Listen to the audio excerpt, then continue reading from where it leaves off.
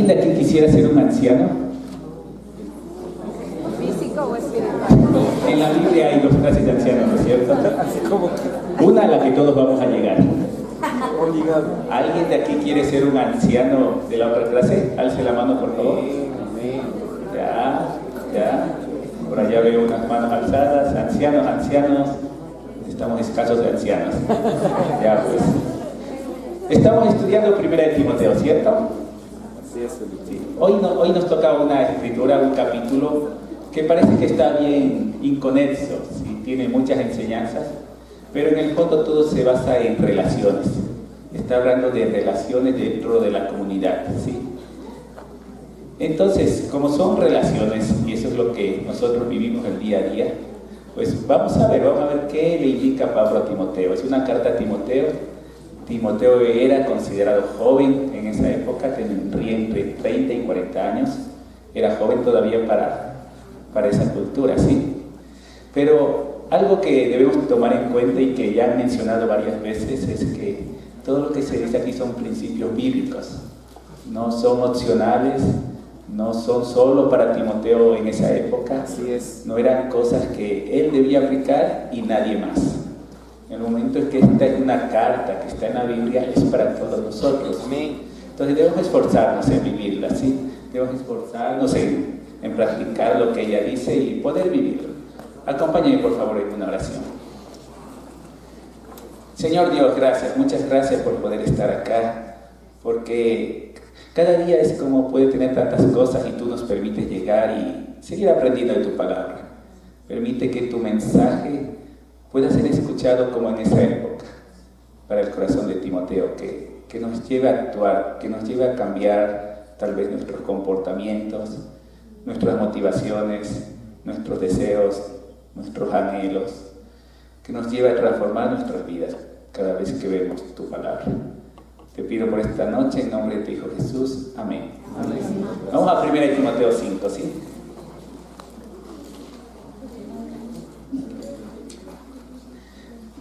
Vamos desde el versículo 1.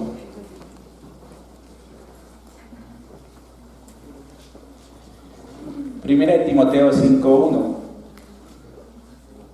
Nunca le hables con aspereza a un hombre mayor, sino llámale la atención con respeto como lo harías con tu propio padre.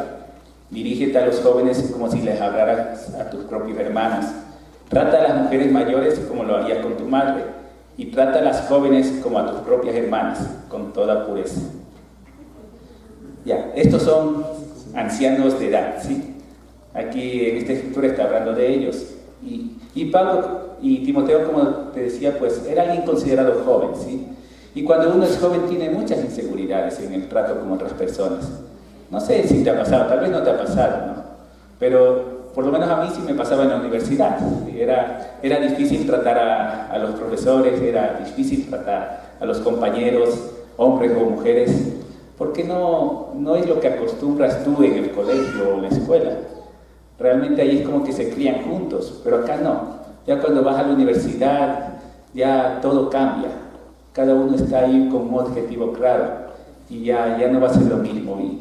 Y como Timoteo era alguien que debía aprender, pues enseguida le da recomendaciones de cómo tratar a las diferentes personas. Y hay dos formas de tratar a las personas. La una es a la manera de Dios, la otra es a la manera del mundo. En esa época todavía había el respeto a los mayores, ¿sí? No sé si tu abuelito o tu abuelita te han contado de cómo era su tiempo, ¿sí?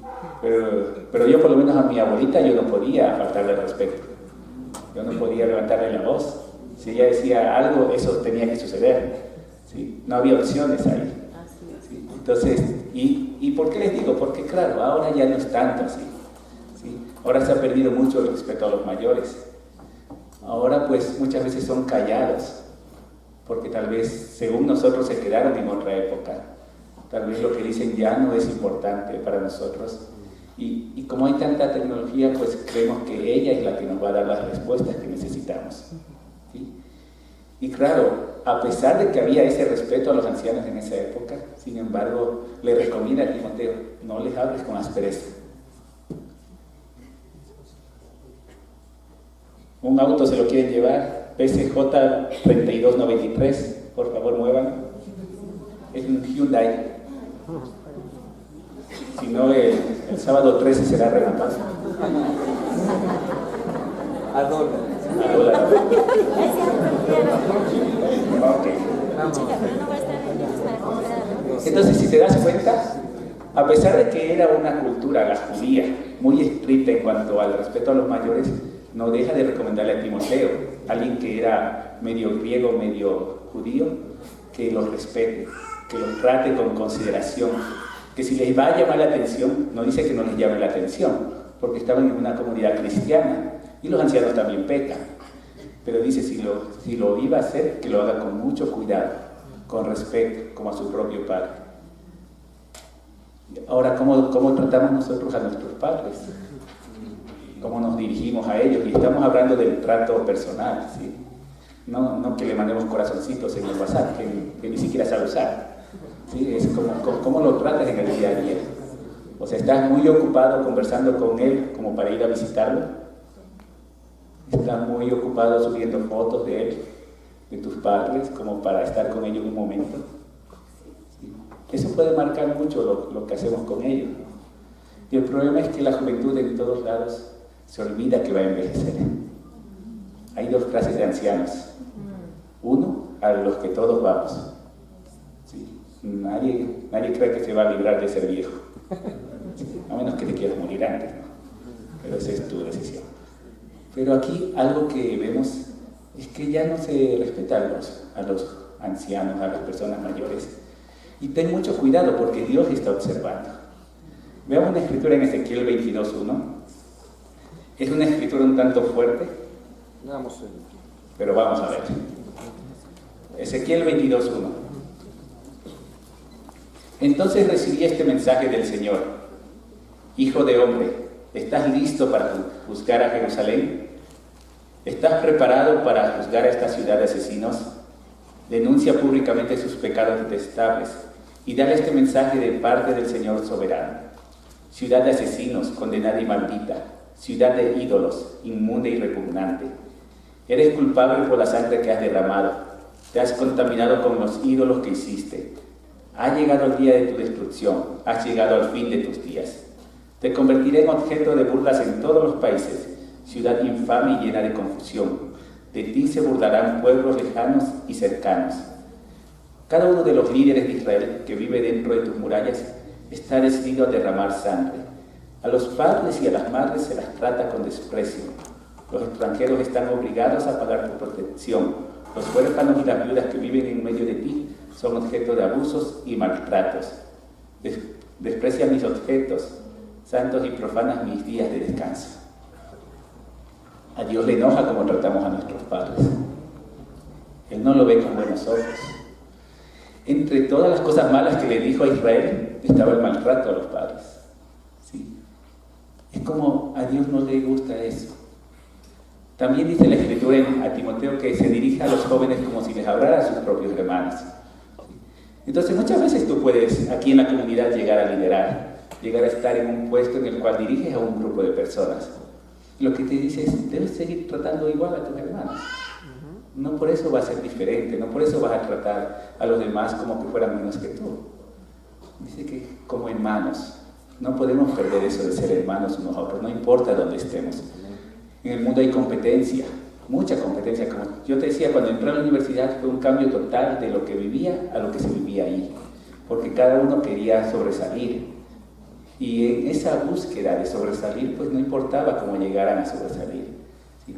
Tal vez tú, sobre todo los jóvenes, todavía no lo has vivido, pero vas a vivirlo, ¿sí? Y peor cuando salgas a la jungla, cuando dejes la universidad. Se acaba una época y comienza una época más difícil todavía, en donde vas a ver a la gente cara a cara y vas a verlos cómo viven realmente, qué es lo que quieren, qué es lo que buscan. Por eso desde ahora debemos comenzar a aprender a tratar a los jóvenes. Y a las jóvenes, ¿qué les dice? Chicos, ¿cómo deben tratar a las jóvenes? Como sus hermanas, con toda pureza. ¿Cómo veías a las mujeres antes de ser cristiano? ¿Te acuerdas? Cuando te bautizaste, ¿Qué pasó? Todo esto debió haber terminado, ¿no es cierto? Sin embargo, a veces nos olvidamos de eso, de que necesitamos primero tratar a las hermanas con toda pureza, como a nuestras propias hermanas. Si nosotros teníamos acá algo cuando éramos universitarios, que era salir en citas todas las semanas. No había semana en que no saliéramos en cita. A veces, si le preguntan a Raúl, salía unas 2 veces en cita, ¿cierto? En la misma semana, hasta el mismo día. Claro. ¿Por qué hacíamos eso? Porque necesitamos aprender a relacionarnos con nuestras hermanas. ¿Sí? Y claro, eran grupos de citas. Entonces, sí, es como debemos aprovechar esos momentos en que podemos todavía relacionarnos con hermanas. A veces se habla como de que quiero una enamorada, que el corazón me hace así, que las mariposas llegan. ¿Sí? Y honestamente, si no sabes tratarlas ahora con pureza, ¿para qué quieres una enamorada? Así es. ¿Cuál es el apuro si ni siquiera sales en cita? ¿A dónde quieres llegar? ¿Sí? Porque el tener una enamorada no te va a curar la pureza. Antes de eso ya debes ser puro. Así es. Y las citas nos ayudan a eso. Nosotros cuando estábamos en la universidad hacíamos grupos de citas, ¿sí? Usualmente con las mismas hermanas de la universidad. A veces buscábamos sacar en cita a una hermana soltera. Pero de ahí la mayoría era ahí mismo y creamos unas grandes amistades cuando hicimos eso.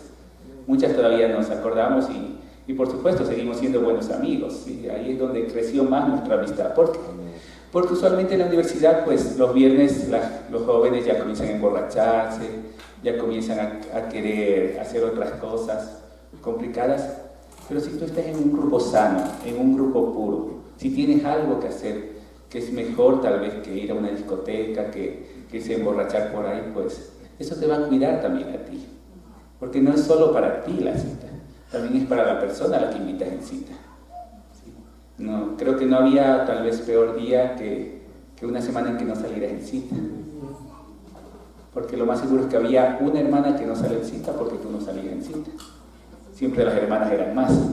¿Sí? Entonces, ¿cómo te comportas con las hermanas?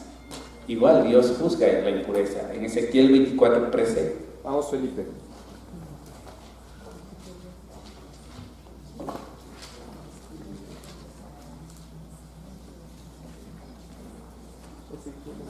Ezequiel 24:13 dice: tu impureza es tu lascivia y la corrupción fruto de tu idolatría. Yo traté de limpiarte, pero tú te negaste. Ahora quedarás en tu inmundicia hasta que sacie mi furia contra ti. Y son escrituras fuertes. Y no hay que olvidarse que Dios es así. Dios quiere la pureza. Si tienes problemas con la pureza, busca ayuda.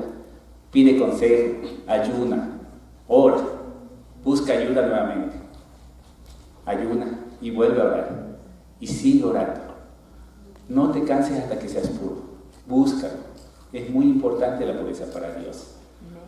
¿Ya? Seguimos con 1 Timoteo 5.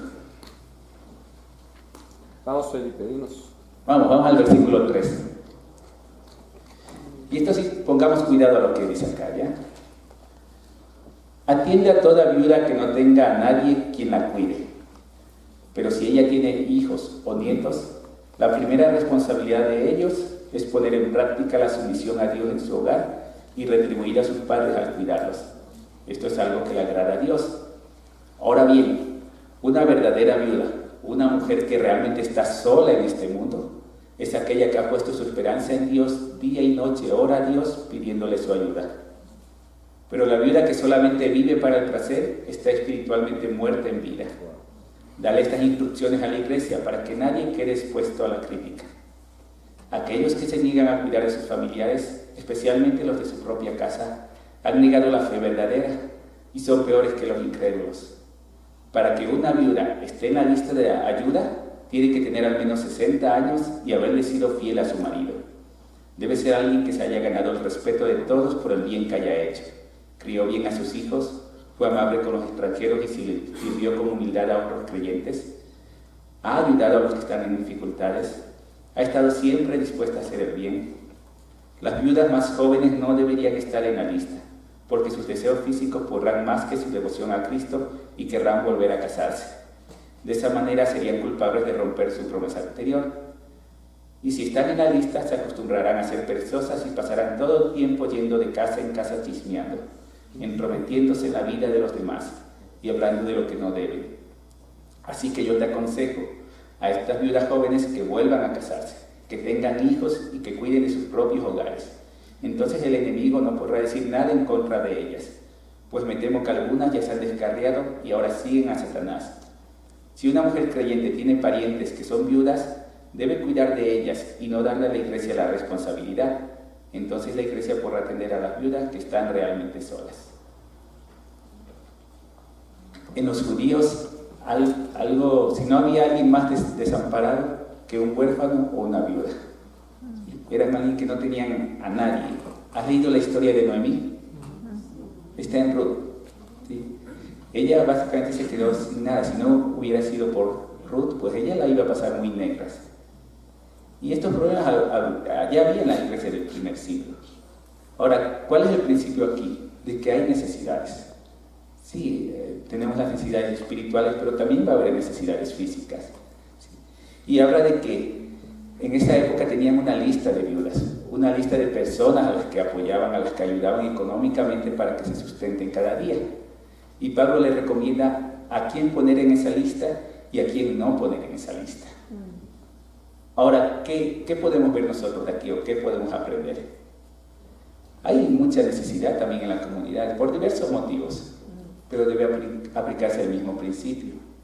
Alguien necesitado de verdad es alguien a quien la iglesia puede apoyar. ¿Sí? Tal vez tú estés necesitado, pero tal vez tenga familia que te pueda apoyar.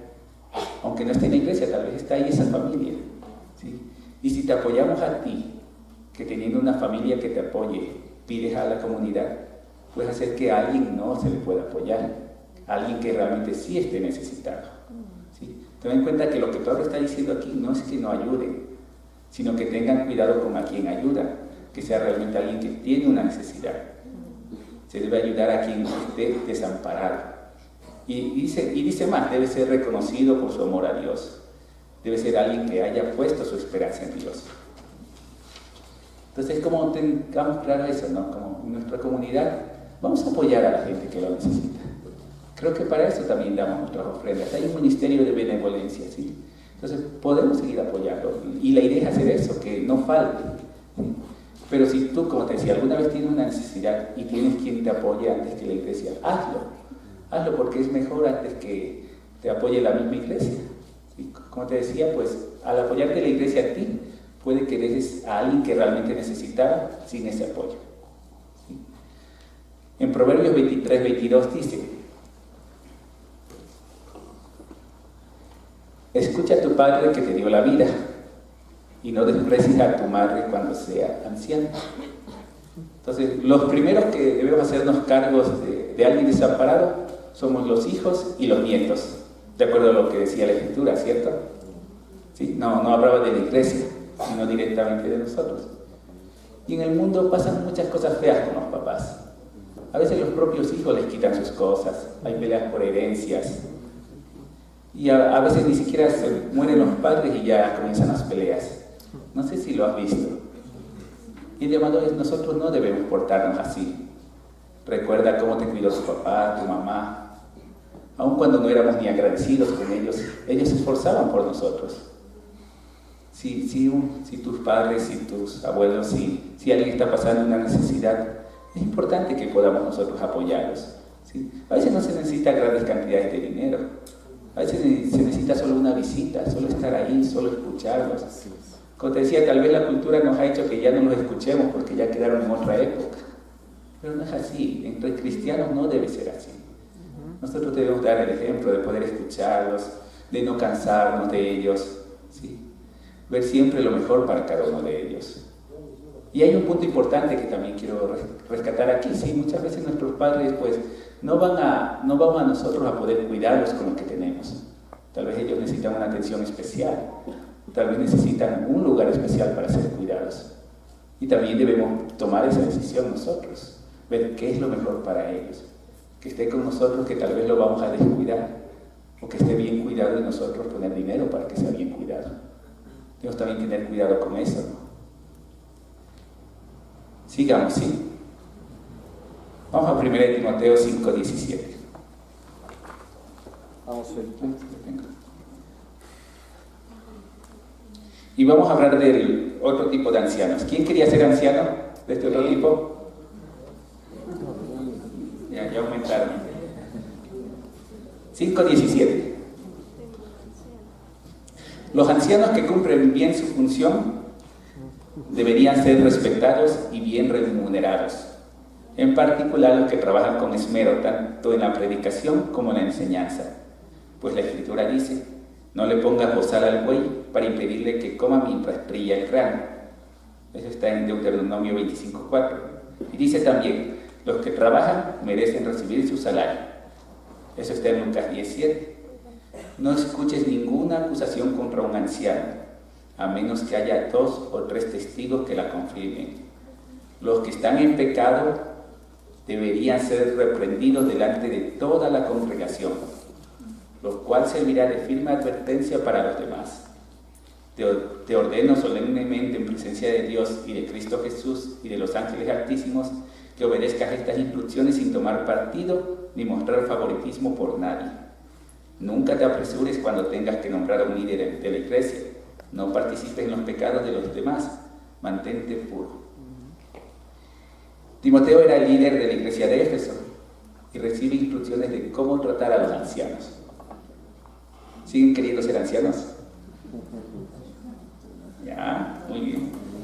¿Qué dice de los ancianos? ¿Qué está diciendo? Que si cumplen bien su función se les pague, y se les pague bien, ¿sí? Y a veces podemos pensar como en un gasto y no lo vemos como una inversión. Desde esa época la iglesia ya necesitaba gente que se dedica a tiempo completo a la iglesia. Tú no sabes cuánto se gana teniendo a alguien a tiempo completo. Tal vez a veces no lo percibimos y no nos damos cuenta. Pero si encontramos a alguien que esté dispuesto, pues necesita su remuneración. Él está viviendo de eso. No es que el Estado le está pagando. No le está pagando el Estado. ¿Sí? Debemos reconocer a esas personas. ¿Sí? Y lo que le dice a Timoteo claramente es: ¿qué pasa con ellos si pecaban? Que los reprendiera públicamente para que sirva de ejemplo. Es gravísimo ser anciano. No es tan sencillo como suena. ¿Te imaginas aquí parado al frente? ¿Sí? Siendo reprendido por el líder de la iglesia, por tu pecado, por lo que has hecho. Y la Escritura está ahí. Y no es opcional, es una orden. ¿Sí? Cada vez que tengas dudas acerca de un tema en la Biblia, estúdialo. Míralo bien, mira lo que significa ser un anciano. Ahora, si bien es importante que haya ancianos, hay algo también importante ahí, que los ancianos pues debían cumplir 3 cosas. ¿Sí? ¿Qué 3 cosas vemos ahí?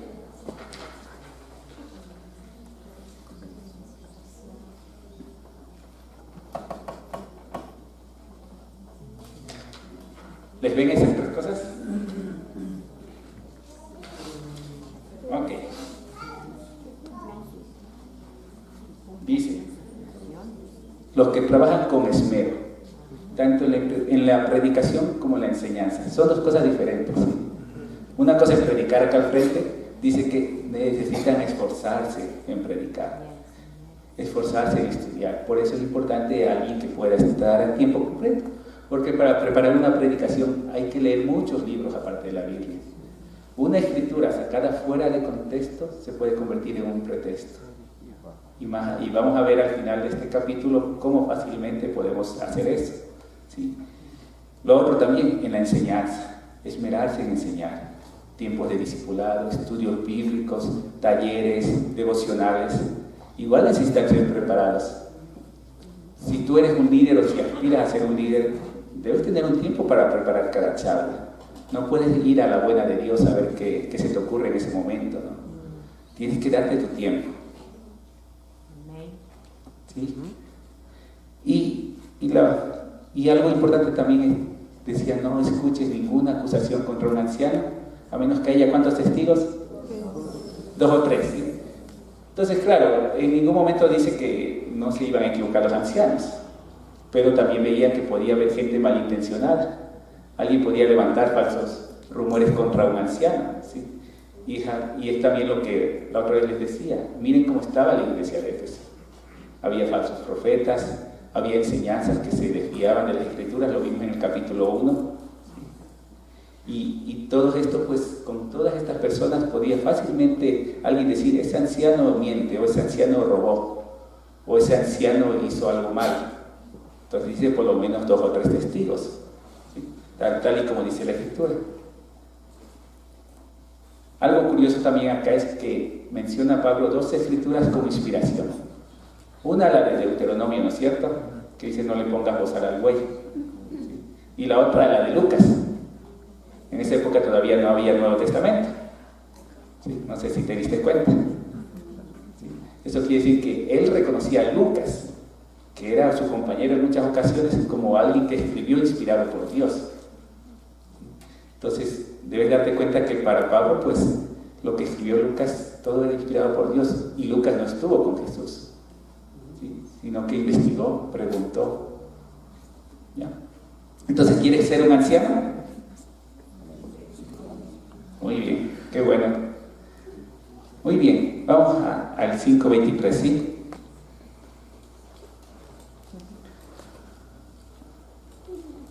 No bebas agua solamente, deberías tomar un poco de vino por el bien de tu estómago, ya que te enfermas muy seguido. ¿Quién se enferma muy seguido aquí? Entonces, ¿qué dice? Hay que beber vino. Pues todos vamos a beber vino. ¿Sí? Como les decía, podemos fácilmente sacar de contexto esta escritura, ¿no? Entonces, ¿qué pasaba? ¿Sabías que en esa época no había agua potable? ¿Sabías que era casi un suicidio tomarse agua pura tal cual venía? Entonces, ¿qué hacían? ¿Qué hacían en esa época? Ponían 2 medidas de agua con una medida de vino. ¿Para qué? Para desinfectar el agua. ¿Sí? Si tomabas agua cruda, te podía dar disentería fácilmente. ¿Y qué pasó con Timoteo? ¿Te acuerdas del capítulo 1 de las falsas enseñanzas? Había un grupo, los ascetas,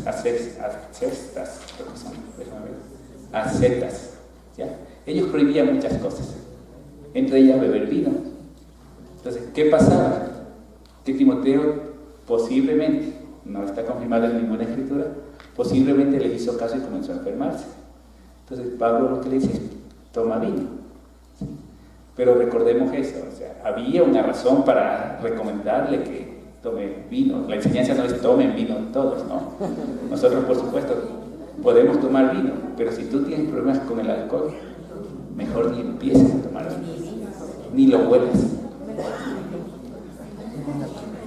Entonces, ¿cuál es la enseñanza acá? Pues, lógicamente Pablo estaba preocupado por Timoteo, porque tenga una buena salud, porque tenga buenas relaciones con los ancianos, porque tenga buenas relaciones con los jóvenes, porque no tenga favoritismos cuando ponía líderes. ¿Te acuerdas de que él era el líder de la iglesia? Porque no haga ningún tipo de, como este es mi amigo, a este lo pongo, como este no me cae bien, no lo pongo. O sea, Pablo le recomienda todo a Timoteo, ¿sí? Y en todo esto que hemos visto ha habido muchas enseñanzas duras inclusive para Timoteo. Pero Pablo era amigo de Timoteo, era su hermano, era su hijo. Él estaba mirando, mira, así debes dirigir la iglesia. Y debes darte cuenta de que amistades así solo se logran acá. Amén. En el mundo no te van a recomendar estas cosas. En el mundo nadie va a ver porque tú estés bien en todo, estés bien de salud, que trates bien a las mujeres, que cuides a los ancianos. Nadie te va a decir eso en el mundo. En el trabajo lo que quieren es que trabajes. En la universidad lo que quieren es que estudies y que vayas rápido, que no estés ahí metido. Nadie. Nosotros somos quienes debemos hacer esa diferencia. Nosotros es lo que hoy por lo menos deberíamos salir tomando la decisión de ser como Timoteo. Buscar que esta carta que Pablo le escribió a Timoteo sea para nosotros. Decidirlo nosotros que esta carta lleve nuestra vida y nuestro trato. Vamos a Timoteo 5:24.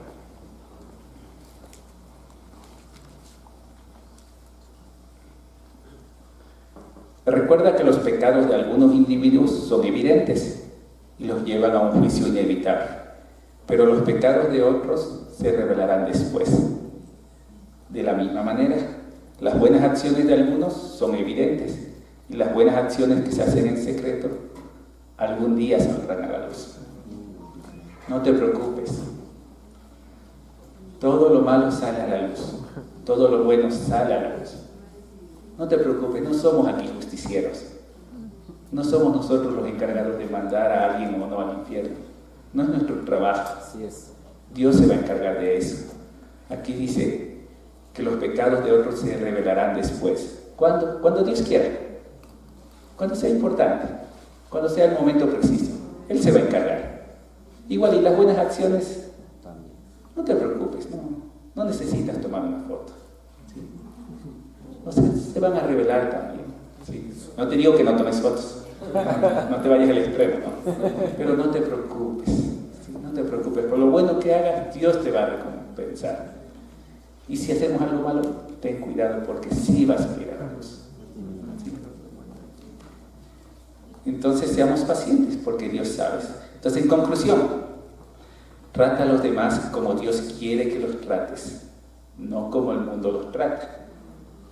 Segundo, en la relación con tus hermanas, chicos, es muy importante la pureza. Tercero, Dios espera que existan personas trabajando a tiempo completo para la iglesia y que sean bien remuneradas. Sin embargo, es un puesto de muchísima responsabilidad. Cuarto, para los líderes o para los que en algún momento estén en una posición de liderazgo. Nombrar líderes en la iglesia es algo muy serio. No es algo así nomás. No podemos apresurarnos, no podemos hacerlo personal, no podemos hacerlo por favoritismos. Necesitamos orar mucho. Y finalmente, tanto lo bueno como lo malo van a ser revelados. Ten paciencia. Esta carta es para ti. Esta carta es para nosotros. Acabemos orando, ¿sí? Felipe.